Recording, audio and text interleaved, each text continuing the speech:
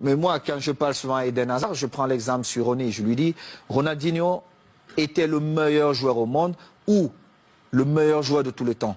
Parce qu'il était incroyablement fort. Mais seulement un joueur qui ne s'entraîne pas tous les jours, au bout d'un moment donné, ça paye cash. Ça paye. Tu peux être Ronaldinho, tu peux être Messi. Si tu ne t'entraînes pas, monsieur Eden Hazard, au bout de 2 ans, on t'oublie. Et le football va tellement vite qu'il y aura un autre gamin qui va naître, qui sera encore plus fort.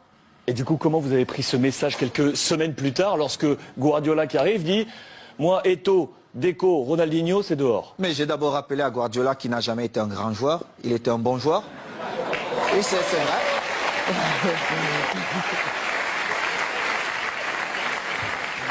Mais c'est vrai. Je le lui ai dit. Et j'ai rappelé au passage, si c'est le coach, lui, ce qui me le dit, je dis, ok, je ne peux rien dire. Comme joueur, on connaît aussi Pep, mais surtout comme entraîneur, il n'avait rien démontré pour qu'il arrive dans un vestiaire comme le Barça, il ne connaissait même pas l'histoire du vestiaire, et qu'il se mette à dire certaines choses. Et en plus, ce qui me faisait encore plus mal, c'est qu'ils inventaient des choses que la presse relayait. J'ai eu cette discussion avec lui et j'ai eu une très très belle offre pour aller jouer 6 mois en Ouzbékistan où on me payait 26 millions de dollars. Et dans son bureau avec Tiki, il me dit « Oh Samuel, ça peut te faire du bien, vas-y ». Et je lui ai dit « Celui qui va te faire gagner, c'est Eto'o. Mais tu viendras me demander pardon ». Et je suis resté à ma place.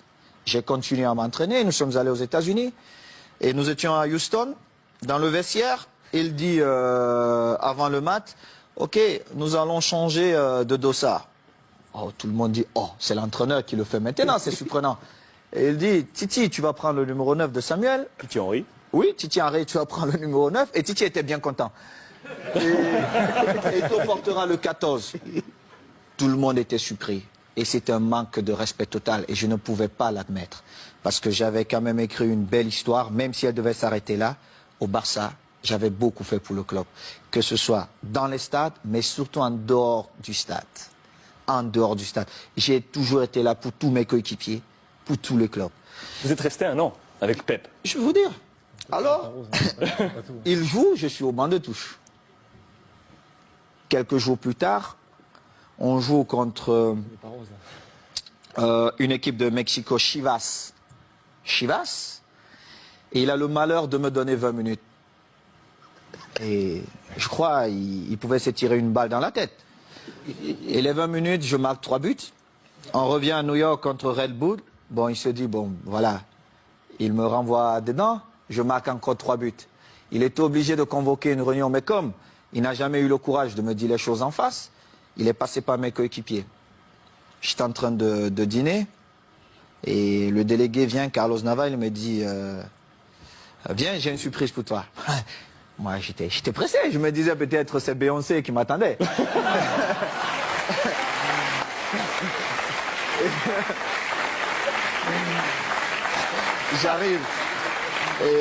J'arrive dans cette suite et je vois Jorquera, Oleguer, non pas Oleguer, Puyol, Les jeunes du Barça. Léo, André, Xavi et surtout Victor, qui est l'un de mes meilleurs amis. Et Victor Valdés. Victor Valdés. Et je vois Pep qui est au fond. Et mon visage change. Parce que j'étais très agressif quand je voyais Pep. Mon visage change. Il n'a pas parlé. Alors Makina, Xavi, il prend la parole, il me dit, bon négro, comme on te l'a toujours dit, on l'a manifesté, on veut que tu restes et il faut que tu trouves un terrain d'entente avec Pep. Et j'ai dit, moi je ne parle pas à Pep, il doit me présenter ses excuses. Parce qu'il m'a manqué le respect ouvertement à plusieurs reprises et je n'accepte pas ça. Moi, si vous ne me respectez pas, je ne vous respecte pas. C'est comme ça, la loi chez moi. J'ai souffert pour être là, je respecte tout le monde, mais si vous ne me respectez pas, je ne vous respecte pas. Mais alors là, je fais le double, ou voire même le triple que ce que vous avez fait. Et Pep, il parle un peu en catalan, tout ça, il trouve un peu des phrases difficiles. Et on commence la saison, j'ai parlé 2 fois à Pep. 2 fois. Une fois, c'est parce qu'il me demandait d'aller parler à Yaya Touré qui ne voulait rien savoir de lui. Et une autre fois, c'est parce qu'il voulait me donner des leçons, comment un attaquant devait bouger. Je lui ai dit, mais Pep, tu as été milieu de terrain, tu n'as pas été un grand attaquant. Moi, je marque mes buts comment? Ce mouvement ne devait pas se faire comme ça. Et en plus, on était à l'entraînement.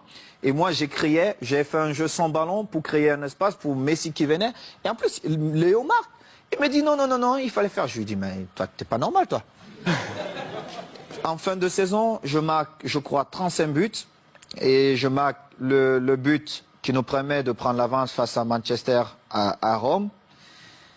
On se retrouve à... En finale de Ligue des Champions. Oui, en finale de Ligue des Champions. On se retrouve à la Corogne. À la Corogne, je marque 2 buts ce match. Et je devais partir jouer face au Togo avec les Lions. On a un dîner bien arrosé. Moi, je ne bois pas. Mais tout le monde s'est lâché un peu. Et il dit, oh, je vais porter un toast. Et puis voilà. Vraiment, il faut qu'on dise merci à Samuel parce que c'était une saison difficile pour lui. Mais il a montré le grand joueur qu'il est. Tout ça, tout ça. Un beau discours. C'est la première fois où j'ai fait confiance à Guardiola. Mais cela m'a coûté mon passeport pour l'Inter de Milan.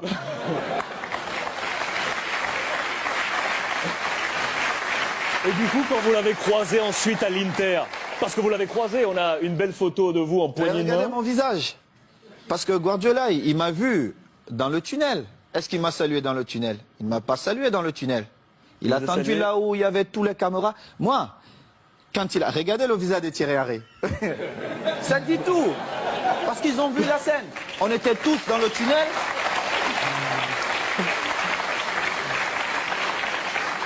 Regardez Léo Messi. Regardez le visage de Léo Messi. On était tous dans le tunnel.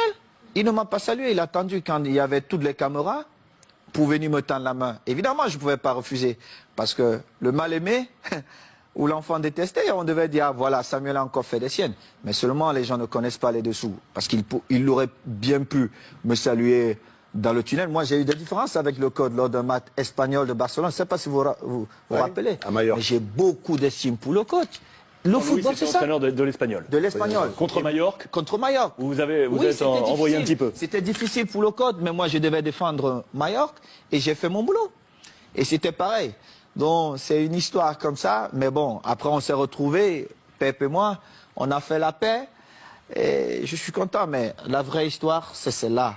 C'est que Pep, peut-être dans son envie de gagner, n'a pas respecté certaines choses dans le football. Et heureusement pour lui, j'ai marqué quand même 35 buts cette saison-là qui nous ont quand même permis de gagner. Chichi cette saison. Qui nous ont permis de gagner tous les titres qu'il a gagnés. Et il est bien content, parce que c'était ses premiers trophées. Saison où le Ballon d'Or arrive dans les mains de Léo Messi. Mérité. Vous êtes 10e de ce classement Ballon d'Or cette saison. Je ne regardais même pas ça, mais Léo l'a bien mérité. Bon.